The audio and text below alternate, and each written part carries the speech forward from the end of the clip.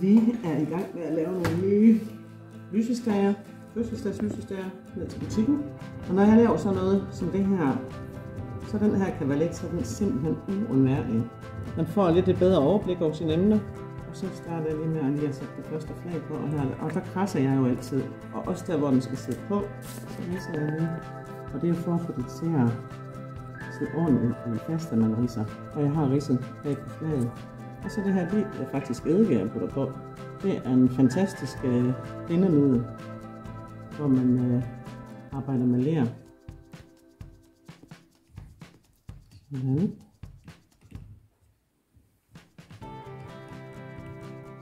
Nu var det ene flag. Og så kan man sådan lige finde ud af, om det nu også er rigtigt. Det er vist fint det her.